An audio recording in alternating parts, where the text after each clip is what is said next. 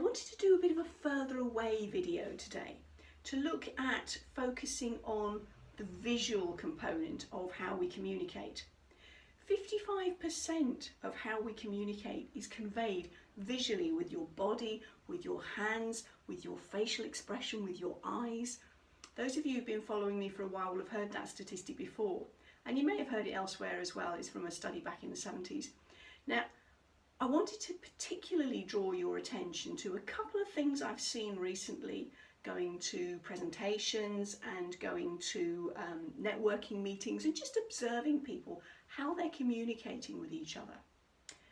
First one I want to draw your attention to is guys.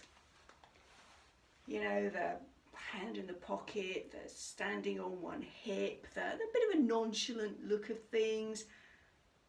What's this doing for your credibility with the other person? Are they trusting you? Do you look as though you're trustable when you're standing like this? What's your KLT like? Your knowability, your likability, your trustability?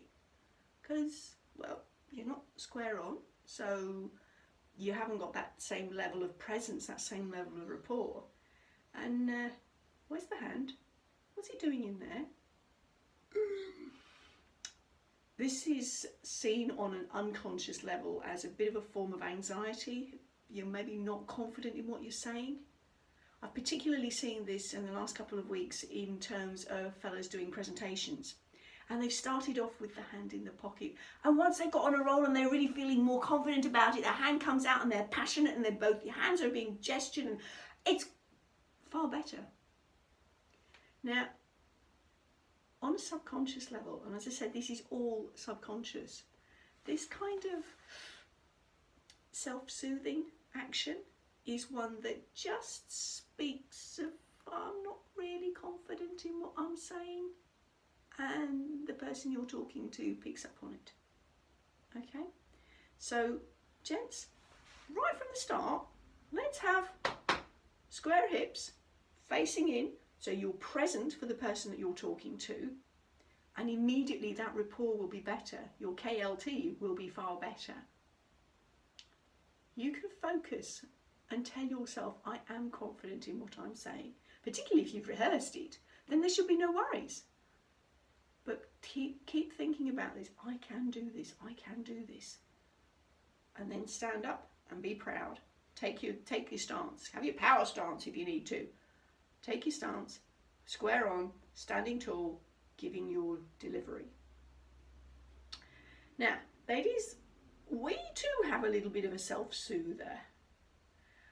I've been at a couple of networking meetings where the ladies have been really passionate about what they've been saying, and we've had a lot of this sort of movement because they're full of what they're saying. It's really important to them and they're passionate about it. Now, I'm not blessed with the biggest chest in the world. Some of my fellow ladies are far better endowed than me. But when you've got this sort of movement going on, let me show you it from the side. It's, yeah, again, bye-bye KLT, bye-bye credibility.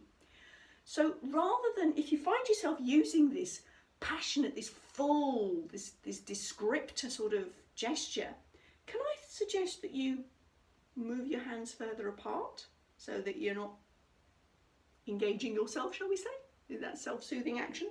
Again, please hear this. This is unconscious. This is not on a conscious level at all. So moving your hands further apart not only takes you out of the danger zone, but also gives you that magnitude in space in front of you, so you can show even more how important this is, how big this is that you're talking about. Over and above that though, ladies and gents, let's go from this to this. And even more credibility is attached to that movement.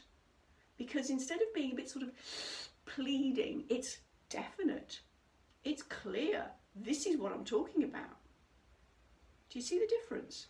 You're going from this to this. Again, strong body posture.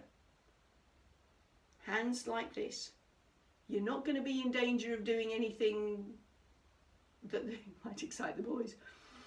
Okay, again, please hear this, subliminal, not intentional at all.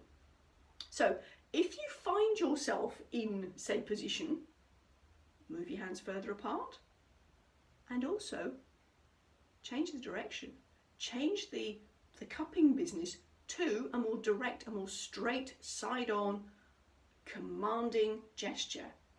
And then, hey, you've got the stance, you've got the gestures. Your credibility is far higher because you look trustworthy.